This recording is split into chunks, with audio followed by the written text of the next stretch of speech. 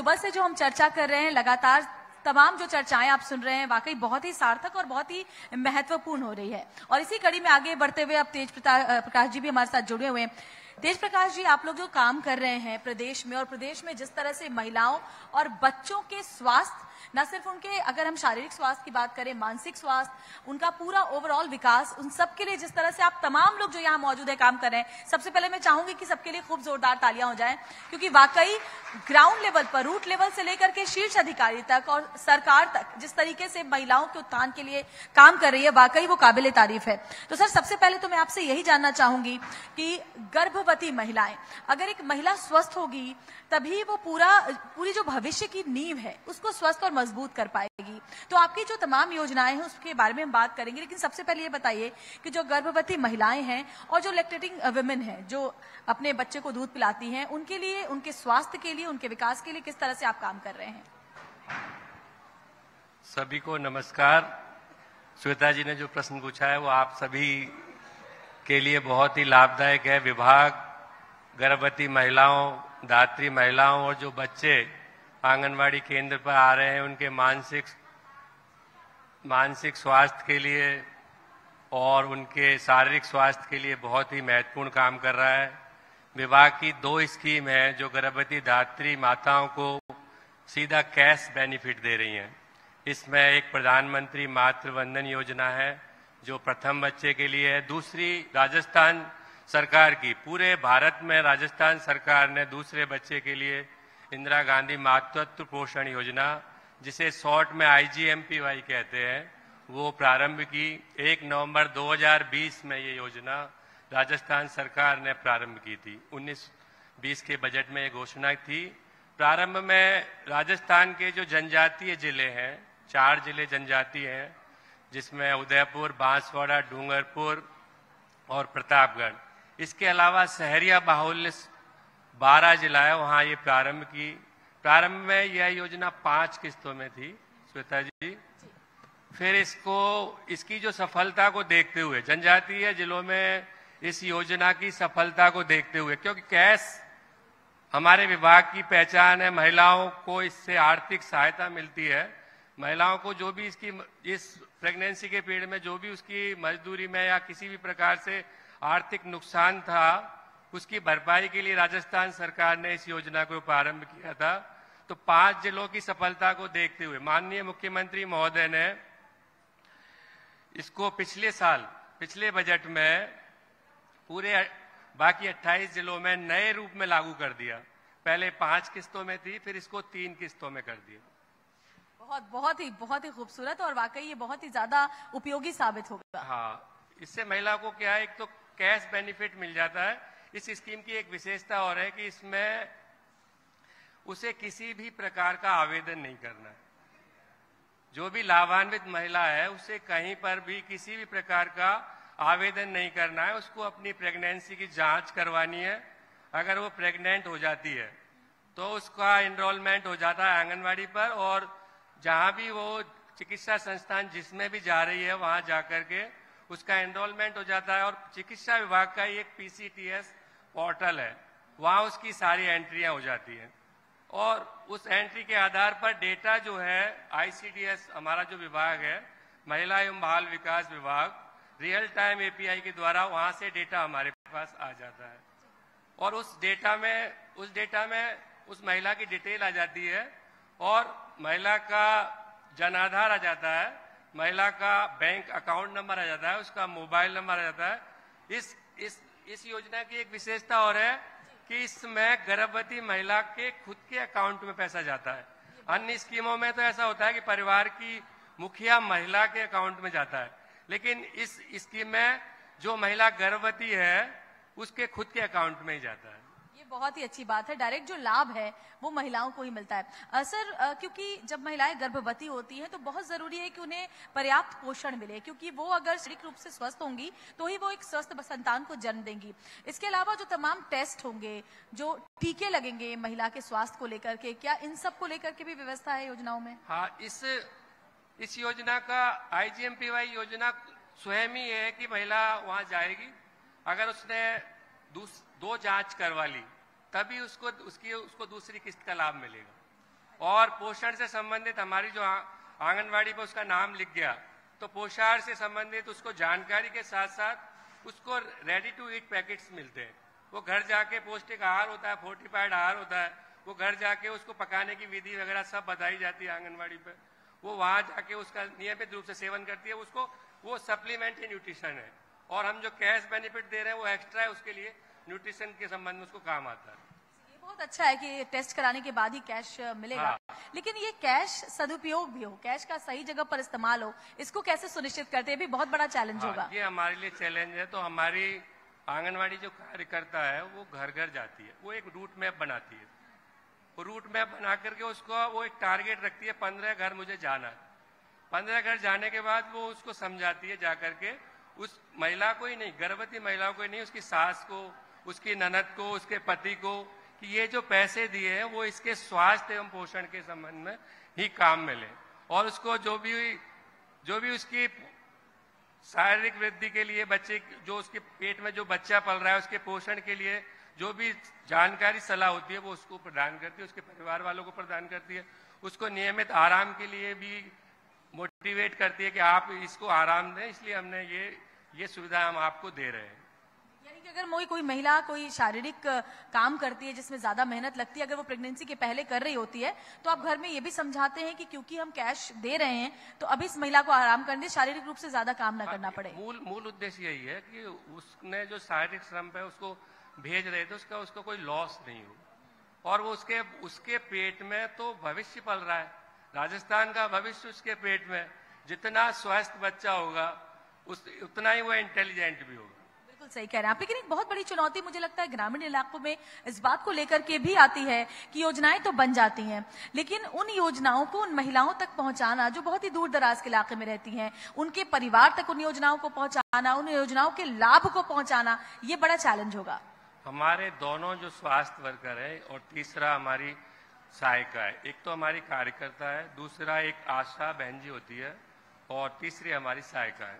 तो तीनों नियमित रूप से उस महिला के संपर्क में रहती हैं और दूर दराज के सारे।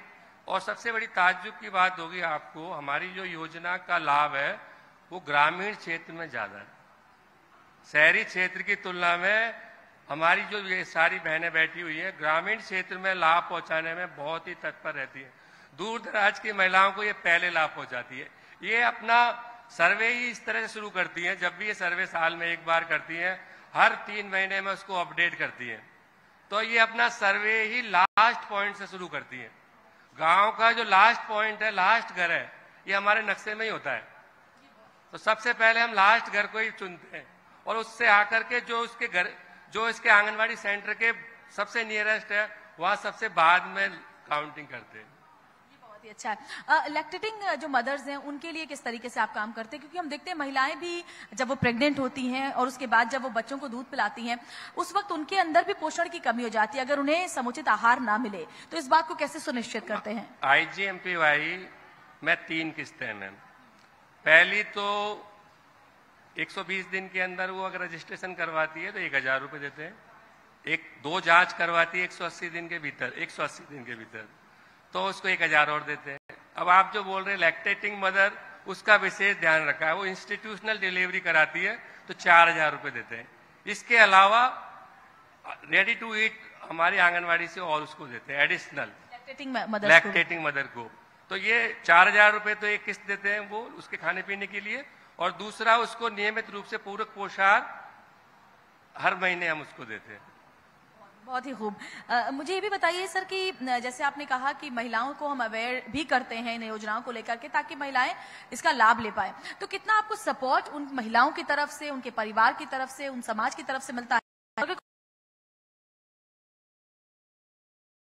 हमारी गांव का जो सबसे मुख्य पिलर जो है, मतलब आपको पूरे गांव की अगर कई जानकारी लेनी है तो वो आंगनवाड़ी है। पूरा सेंसेक्स जो है गांव का वो आंगनवाड़ी है। किसी भी गांव की सफलता के लिए उसकी आंगनवाड़ी को देख लो आप। अगर आंगनवाड़ी आपको लग रहा है बहुत अच्छी है, मतलब ये गांव डेवलप है। और इस योजना का लाभ 2,65,000 महिलाओं को हमने इससे लाभान्वित किया है विगत वर्षों में। 2 वर्ष ही हुई है इसको 2,65,000 महिलाओं को 517 किस्त में हमने 70 करोड़ रुपए दिए हैं। और ये एकदम ट्रांसपेरेंस है, ये लोग वेरीफाई कर देते हैं हमारे को और हम विद इन वीक हम उनको पेमेंट कर देते हैं। जिन महिलाओं के खाते नहीं है उनके खाते भी पहले खुलवाते हैं? खाते भी खुलवाते हैं मैम। हम ये लोग यही सूचना देते हैं, हम इनको हम लिस्ट प्रोवाइड कर देते हैं, वहां से डेटा आता है पीसीटीएस से, तो 50% तो ऐसा होता है बिल्कुल करेक्ट डेटा आता है, 50% में कुछ कमियां आती है, तो इन लोगों को जागरूक करते हैं, ये लोग उनसे टच में रहते हैं, फिर ये जाकर के उनको कहते हैं ई मित्र पे जाकर जन आधार में आपका अकाउंट अपडेट कराओ। और इतना अच्छा हुआ है कि ज्यादातर 90 से ऊपर % का अकाउंट तो है ही, तो 10% बचा हुआ है उसका अकाउंट भी खुलवा लेते हैं। इनकी बात सारी महिलाएं मानती हैं गाँव की। ये बहुत अच्छा है कि इन महिलाओं की बात सारी महिलाएं मानती हैं और इसीलिए ये महिलाएं आज जो ये अलग जगा रही है महिलाओं के विकास के लिए, उनके स्वास्थ्य और मानसिक स्वास्थ्य के लिए भी, वो वाकई बहुत ही खूबसूरत कदम है। सर, मैं इस बात को भी आपसे समझना चाहूंगी कि महिलाओं के अलावा जो बच्चों की अगर हम बात करें तो उनके भी स्वास्थ्य के लिए आप काफी काम कर रहे हैं। बच्चों की उम्र के जो शुरुआती कुछ वर्ष हैं वो बहुत ही महत्वपूर्ण भूमिका निभाते हैं, क्योंकि उनका ज्यादातर डेवलपमेंट जो है उनके उम्र के शुरुआती दौर में ही हो जाता है। तो कैसे आप वो भी सुनिश्चित करते हैं कि बच्चों को उचित पोषण मिल पाए? मैम, बच्चों का हम पूरा ध्यान रख रहे हैं। हमारा एक अम्मा प्रोग्राम चल रहा है। अम्मा प्रोग्राम में क्या करते हैं कि हम बच्चों की स्क्रीनिंग करते हैं, उनका वजन लेते हैं और उसकी हाइट के अनुसार वजन लेते हैं। हम हाइट के अनुसार वजन लेते हैं तो उसकी स्टेंटिंग और वेस्टिंग को नापते हैं और उसी के अनुरूप उसको नॉर्मल आहार देते हैं जो बच्चा नॉर्मल है, और जो बच्चा सीवियरली है या एक्यूट माल नरिश है उसको डबल पोषण भी देते हैं। और अगर वो बीमार है, क्रिटिकल भी है, तो हम उसको एमटीसी रेफर करते हैं। एमटीसी में जाकर के उसका उपचार होता है और उस उपचार के बाद उसके माँ की, उसके पिता की, उसके परिवार में जितने, उनकी काउंसलिंग करते हैं। तो ये लगभग 40 लाख बच्चों का हर महीने हम स्क्रीनिंग करते हैं। और जो वैक्सीनेशन बच्चों की शुरुआती उम्र के होते हैं वो उसके लिए भी? हाँ, वैक्सीनेशन तो हमारा बहुत ही अच्छा है। मतलब गांव में लगभग 99% के आसपास हम वैक्सीनेशन कर देते हैं। जी सर, जरा मुझे भी बताइएगा कि इंदिरा गांधी मातृत्व पोषण योजना जो है आपकी बहुत ही अच्छी तरीके से जमीन पर काम कर रही है, लेकिन बहुत सारी महिलाएं जो ये जानना चाहती होंगी कि पहला बच्चा और दूसरा बच्चा, अगर दूसरा, पहले बच्चे के बारे में तो आपने बताया, अगर दूसरा बच्चा है तो उसके लिए योजना किस तरीके से अलग है पहले बच्चे के हिसाब से? कि इंदिरा गांधी तो मैम दूसरे के लिए है, बताइए। इंदिरा गांधी मातृत्व पोषण योजना तो दूसरे बच्चे के लिए है। पहले बच्चे के लिए प्रधानमंत्री मातृ वंदन योजना है, उसमें 5,000 मिलते हैं, इसमें 6,000 और 8,002 है। तो पहले बच्चे में 2 किस्तों में मिलते हैं 5,000 रुपए। भारत सरकार की स्कीम है, इसमें राज्य सरकार का 60-40 का रेशियो है। राज्य सरकार 40% देती है, 60% भारत सरकार देती है। तो 2 किस्तों में, पहली किस्त 3,000 रुपए पहली जांच के बाद, और दूसरी किस्त 2,000 रुपए अगर वो 3.5 महीने के पूरे टीके लगवा लेती है। जी, तो आप इस तरह से भी महिलाओं को अवेयर करते हैं उनके शारीरिक स्वास्थ्य के लिए कि वो 2 बच्चों में कितना फर्क रखें? जो आपकी आंगनबाड़ी कार्यकर्ता है वो जा के घर महिलाओं को भी समझाती है उनके स्वास्थ्य के लिए? फैमिली प्लानिंग का पूरा ये लोग समझाती हैं उनको, और जो भी साधन है उनके बारे में भी समझाती हैं। जी, पूरी प्रेगनेंसी के दौरान आप इस बात को सुनिश्चित करते हैं कि महिलाओं का जो पोषण है वो उन्हें मिले, और साथ ही साथ जब बच्चा हो जाए उसके बाद भी उनका जो शारीरिक स्वास्थ्य है वो मुकम्मल रहे। किस तरीके से आप इस पर काम करते हैं? पूरा विभाग ही पोषण गतिविधियों पर ध्यान देता है, क्योंकि अगर पोषण का स्तर सही रहेगा और गर्भावस्था के दौरान ही महिला को अगर अच्छा पोषण मिलेगा तो अच्छी पोषित महिला होगी तो बच्चे का पोषण भी अच्छा होगा। पूरा विभाग इस पर ध्यान रखता है, पूरी तरह से उसकी मॉनिटरिंग करता है, और मॉनिटरिंग के साथ उनको परामर्श भी देता है, उनको सुझाव भी देता है कि आप ये काम करें, जिससे आपका जो बच्चा आपके पेट में पल रहा है वो बेहतर उसका स्वास्थ्य रहेगा, और अच्छे बच्चे को जन्म देगी माँ, और माँ भी स्वस्थ रहेगी, और स्वस्थ रहेगी तो स्वस्थ राजस्थान का जो सपना है वो हमारा पूरा होगा। बिल्कुल सही कह रहे हैं, क्योंकि महिलाएं अगर स्वस्थ हैं तभी समाज स्वस्थ होगा, उनका पूरा परिवार स्वस्थ होगा, पूरा सूबा स्वस्थ होगा, और साथ ही पूरे देश पर भी इसके विकास पर असर पड़ेगा। डीबीटी के बारे में अगर आप और ज्यादा हमें जानकारी दे पाएं तो क्या इसके लिए आवेदन करना पड़ता है? महिलाएं अगर इस योजना के बारे में ज्यादा और समझें तो। डीबीटी पहली स्कीम तो जो विभाग दे रहा है डीबीटी, उसमें 5,000 रुपये दे रहा है। उसमें मूलभूत सूचनाएं कार्यकर्ता जो हमारी बहन होती है वो ले लेती है। सुपरवाइजर बहन होती है जो मूलभूत सूचना है कि उसकी प्रेगनेंसी कब उसकी कंफर्म हुई है वो डेट ले लेती है। उसके अलावा 10 तरह के डॉक्यूमेंट होते हैं वो ले लेती हैं ये, जिसमें ये सभी वर्ग के लिए है योजना अगर 8 लाख से कम इनकम है। बाकी SC ST के लिए तो SC ST वाला मनरेगा जॉब कार्ड है या श्रमिक कार्ड है जो भी है, और सभी वर्गों के लिए 8 लाख से कम इनकम वाली सभी महिलाओं को है। तो एक तो उससे संबंधित दस्तावेज ले लेती है, एक बैंक अकाउंट से संबंधित दस्तावेज ले लेती है। तो पहले बच्चे के लिए तो इस तरह से आवेदन हो जाता है। दूसरे बच्चे के लिए ये सारा डेटा ये पेपरलेस है। दूसरी स्कीम जो इंदिरा गांधी मातृत्व पोषण योजना है, पेपरलेस स्कीम है। इसका डेटा उसको चिकित्सा विभाग में जाके देना होता है, वहां से डेटा हमारे पास आ जाता है। हमें किसी भी प्रकार के डेटा, किसी भी प्रकार का दस्तावेज हम लोग नहीं लेते जी। अगर कोई महिला, अगर उन तक आंगनबाड़ी कार्यकर्ता नहीं पहुंच पाई है, वो महिला खुद से ही योजनाओं का लाभ लेना चाहे, तो वो कहां जाए, किससे संपर्क करें? पहली स्कीम में तो सिटीजन ऐप प्रारंभ कर दिया है, तो सिटीजन स्वयं भी आवेदन कर सकता है। और दूसरा अगर उसने अगर अपनी प्रेगनेंसी को कहीं भी रजिस्टर्ड कराया है तो उसका डेटा हमारे पास अपने आप आ जाता है। तो बहुत जरूरी है सर कि जो महिलाएं हैं प्रेगनेंसी को रजिस्टर्ड करवाएं। बहुत सारे हम ग्रामीण इलाकों में देखते हैं कि महिलाएं प्रेगनेंसी को लेकर के बहुत ज्यादा खुलकर बात नहीं करती, या हो सकता है उनका पारिवारिक परिवेश ऐसा है कि वो शायद सेंटर्स तक नहीं जाती, क्योंकि अभी भी ऐसे चलते हैं कि आप घरेलू इलाज के जरिए, घरेलू पोषण के जरिए ही अपनी प्रेगनेंसी को आगे बढ़ाएं। ऐसे में बहुत जरूरी है कि उन महिलाओं को ये बताया जा सके कि आपके पास क्या योजनाएं हैं जो आपको बहुत लाभ दे सकती हैं। हाँ, ये हम नियमित इसका प्रचार प्रसार भी करते हैं। हम लोग नुक्कड़ नाटक भी करते हैं हर अभी हमारा पूरे स्टेट में चल रहा है, तो नुक्कड़ नाटक वगैरह भी करवा रहे हैं और लोकल लेवल पर भी हम करवाते हैं, और प्रचार प्रसार की सामग्री हम हर जगह लगवाते हैं। इसके अलावा इस समय ज्यादातर जो प्रेगनेंसी है रजिस्टर्ड हो जाती है। इक्का दुक्का ही है जो रजिस्टर्ड नहीं होती है। मतलब 3.5 से 4 लाख जो प्रेगनेंसी है फर्स्ट चाइल्ड के लिए, वो हम लोग उनको लाभ दे देते हैं, और सेकंड के लिए 3.5 के आसपास है तो हम उनके उस लाभ की देने की भी कंडीशन में ही है।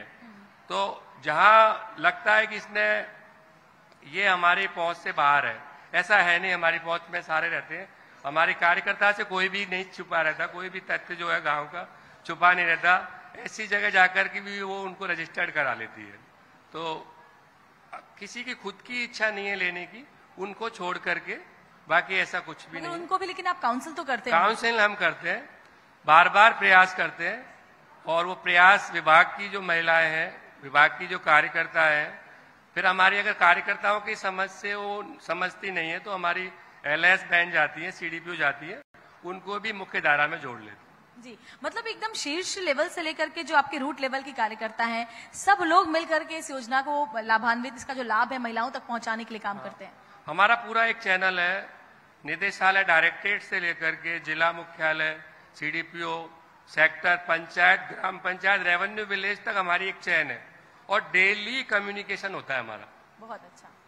मतलब इवन ये है कि छुट्टी वाले दिन भी हम लोग सब लगे रहते हैं, और हम सारे मिलके पूरी ईमानदारी से काम करते हैं। बिल्कुल, और वो ईमानदारी नजर भी आ रही है, और इसीलिए जो आप आंकड़े बता रहे हैं वो वाकई तालियां बजाने लायक ही हैं। इसलिए एक बार जोरदार तालियां हो जाएं जिस तरीके से बता रहे हैं सर कि छुट्टी वाले दिन भी आपस में तमाम लोग लगे रहते हैं, ताकि एक भी महिला छूटने ना पाए, एक भी महिला इस योजना से वंचित ना रह पाए। यही आपका पूरा मिशन है। सर, अगर मिशन की बात करें तो मिशन 2030, क्योंकि आप इसको लेकर के चल रहे हैं कि आगे और भी ज्यादा महिलाओं को लाभ मिले, इसको किस तरीके से देख रहे हैं, इस पर कैसे काम हो रहा है? मेरा जो मानना है, माननीय मुख्यमंत्री जी ने जो 2030 को रखा है, राजस्थान को विकसित राज्य बनने से कोई नहीं रोक सकता। ये केवल जो हमारे इंडिकेटर है, ये मातृ मृत्यु दर, बाल मृत्यु दर, ये इंडिकेटर ही जो है वो पीछे छोड़ते हैं। बाकी हमारी जो, मैंने खुद देखा है, राजस्थान की महिलाएं जितना काम करती हैं शायद ही किसी स्टेट की करती हो। तो राजस्थान तो 2030 तक विकसित राज्य बन ही जाएगा, ऐसी हम लोगों की, हमारे विभाग की पूरी उम्मीद है। बाकी राजस्थान स्वयं हमारे विभाग की तरफ से तो नंबर 1 ही है पूरे इंडिया में। ये स्कीम भी हमने पूरे इंडिया में सबसे पहले लागू करी। उड़ान योजना भी राजस्थान ने महिलाओं की स्वच्छता और स्वास्थ्य की दृष्टि से पूरे इंडिया में सबसे पहले हमने लागू की। और बच्चों के स्वास्थ्य के साथ साथ प्री स्कूल के लिए जो भी पाठ्यचर्या थी, कैरिकुलम था, बुक्स थी, पूरे भारत में राजस्थान ने सबसे पहले लागू की। तो हम 2030 तक हमारे विभाग का जो प्रयास होगा कि राजस्थान को एक विकसित राज्य बनाने में हमारा पूरा सहयोग रहेगा, यही कामना है हमारी। जी, आपने मातृ मृत्यु दर और शिशु मृत्यु दर की भी बात की। इस दर को कम करने के लिए और ज्यादा से ज्यादा पोषण महिलाओं बच्चों को मिले, इसके लिए कैसे काम कर रहे हैं? हम लोग बच्चों के पोषण स्तर को सुधार करके इन दोनों इंडिकेटर में हम गिरावट लाएंगे और सभी को इस बारे में जागरूक करेंगे। और जागरूकता में हमारा जो रूट लेवल का पूरा नेटवर्क है उसको काम में लेंगे और जरूरी से इसको हम कम करेंगे। बिल्कुल, जच्चा स्वस्थ तो बच्चा स्वस्थ। वाकई ये बहुत जरूरी है कि महिलाएं जो माँ है वो पहले स्वस्थ हो, तभी वो एक स्वस्थ शिशु को जन्म देंगी और एक स्वस्थ शिशु को फिर आगे भी बढ़ाएंगी। सर, जैसे कि शुरुआती पोषण हम बच्चों की बात कर रहे हैं, तो जो शुरुआती उम्र है बच्चों की, वो पोषित हो, उन्हें एक समुचित आहार मिले, कम से कम 1 से लेकर के 5 साल तक के बच्चों को, उसको कैसे सुनिश्चित करते हैं? क्या उसके लिए भी आप कोई, जैसे आप मील्स की बात कर रहे थे कि महिलाओं को आप पैकेट्स देते हैं खाने के, वैसे क्या बच्चों तक भी प्रोवाइड किया जाता है? हाँ मैम, हम प्रेगनेंसी का पता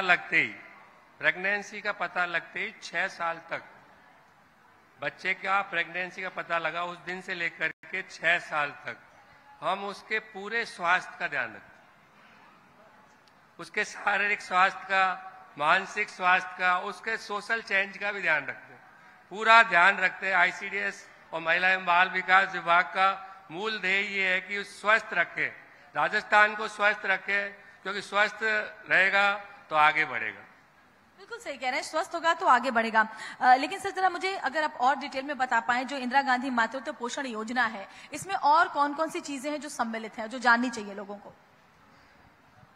इसका इंदिरा गांधी मातृत्व पोषण योजना में हम पोषण के साथ साथ इनका सोशल बिहेवियर चेंज के रूप में भी काम करते हैं। हमारी टीम लगी हुई है इसमें, आईपी ग्लोबल हमारा सपोर्ट भी करती है।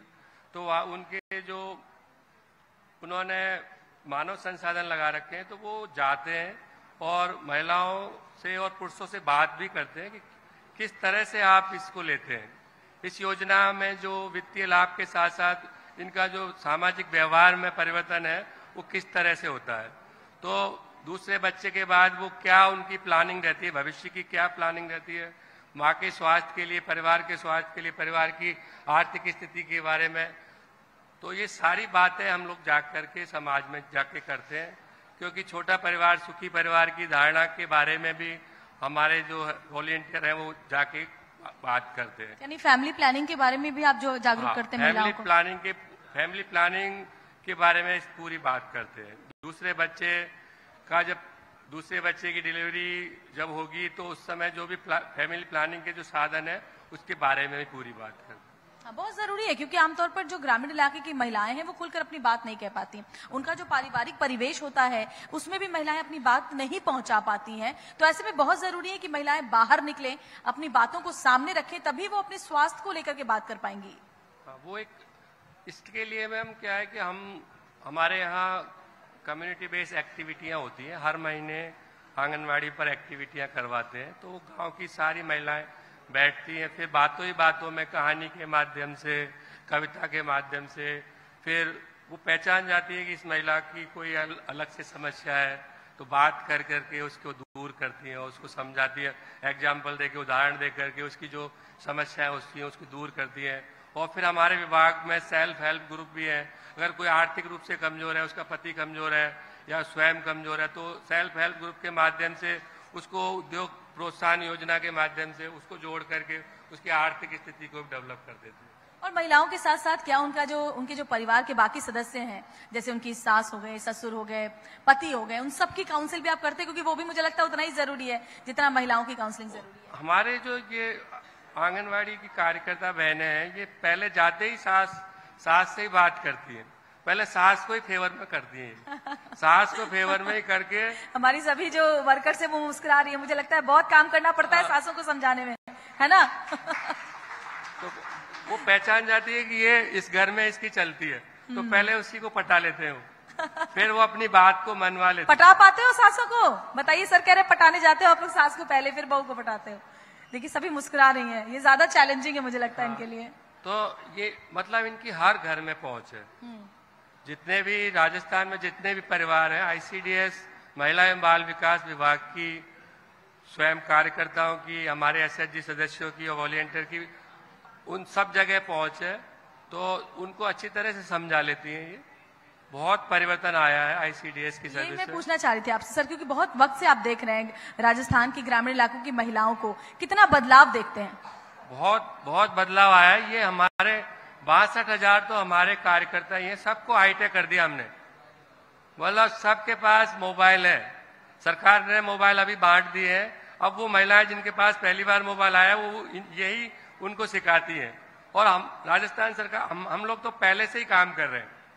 हमारी सारी रिपोर्टिंग, सारा रिकॉर्ड, सारा इनका स्टेटस जो है पोषण का, सारा इनके पास इनके मोबाइल में ट्रैक हो रखा है मैम। मतलब पूरे स्मार्टफोन के साथ स्मार्ट हो गई है हमारी आशा वर्कर। हाँ, हमारी जो आंगनवाड़ी वर्कर, आंगनवाड़ी कार्यकर्ताओं के पास एक इनके सर्वे एरिया के सभी बच्चे, माता बहनों का सबका रिकॉर्ड है।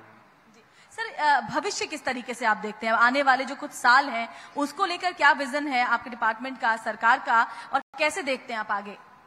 विभाग का ये है कि विभाग के सारे जो मानदेय कार्मिक हैं वो सारे सशक्त होंगे, और साथ ही राजस्थान की सभी माता बहनें भी सशक्त होंगी, और राज्य एक उन्नत राज्य बनेगा मैम। लेकिन मुझे लगता है सर, जैसे कि जनसंख्या है, जितना ज्यादा जरूरत है लोगों की, आंगनवाड़ी कार्यकर्ताओं की संख्या को भी और तेजी से बढ़ाने की आगे जरूरत पड़ेगी। राज्य सरकार ने 8,000 नई आंगनवाड़ियां खोलने की मंजूरी कर दी है मैम, और दूर दराज के जहां भी एरिया है वह सभी जगह आंगनवाड़ी केंद्र खोल दिए जाएंगे, और इनका एरिया भी अगर बढ़ा है तो वो भी बढ़ जाएगा मैम, और अच्छी सेवाएं हम लोग देंगे। सर कौन कौन से जिले हैं जिसपे आपको लगता है कि और ज्यादा फोकस करने की जरूरत है?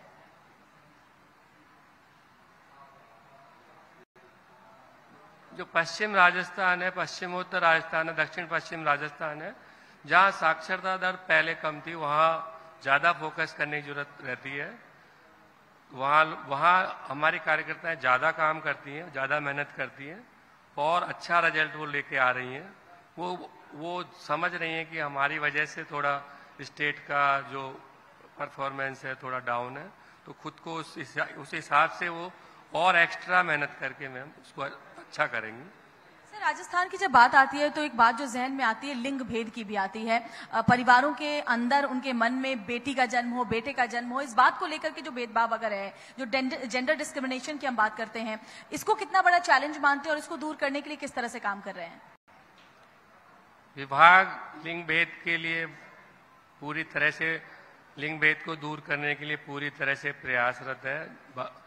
गांव-गांव ये महिलाएं चौपाल करती हैं, हमारे साथीन बहनें होती हैं, तो वो इस संबंध में ग्राम पंचायत स्तर पर और रेवेन्यू विलेज स्तर पर ग्राम चौपाल करती हैं, लिंग भेद के बारे में समझाती हैं। लिंग भेद तो एक सोच है, बच्ची पैदा होने से पहले ही बच्ची बुरी लगती है, पैदा होने के बाद बच्ची जितनी अच्छी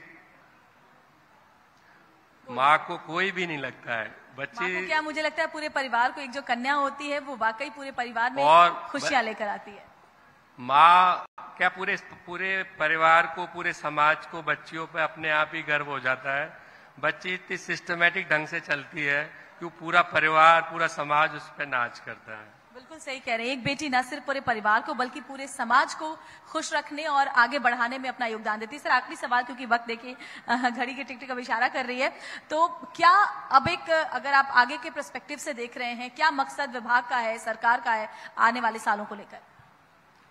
सरकार का और विभाग का तो मूल यही है कि विभाग द्वारा जो सेवाएं दी जा रही हैं, सरकार द्वारा जो सेवाएं दी जा रही हैं, आम नागरिक तक पहुंचे, आम नागरिक इसके बारे में जागरूक हो और जागरूकता के साथ जो सरकार की योजनाएं उसका लाभ ले। सरकार की योजनाओं का लाभ लेने में आम नागरिकों का विभाग है पूरा सहयोग करे और सरकार की जो योजनाएं वो 100% धरातल पर आए और आम नागरिक उससे बहुत फायदा ले। बहुत बहुत शुक्रिया तेज प्रकाश जी हमसे बात करने के लिए। तो बहुत ही खूबसूरती से तेज प्रकाश जी ने अपनी बातें रखी। सर बहुत बहुत धन्यवाद। आपने इस मंच से अपनी बहुत सारी बातें साझा की और वाकई जिस तरह से काम आप लोग कर रहे हैं सर, आपके जरिए अगर हम बात करें तो रूट लेवल पर जो महिलाएं हमारे सामने बैठी हैं वो सब कर रही हैं, वो सब वाकई तालियों की गड़गड़ाहट की हकदार हैं। तो एक बार फिर से आप सभी लोगों का बहुत बहुत धन्यवाद समाज के लिए इतना बेहतर काम करने के लिए। धन्यवाद श्वेता जी, नव भारत की टीम को भी धन्यवाद बहुत बहुत, और सभी ICDS महिला एवं बाल विकास विभाग महिला विकास को बहुत बहुत सभी कार्मिकों को धन्यवाद। बहुत बहुत शुक्रिया सर हमसे बात करने के लिए।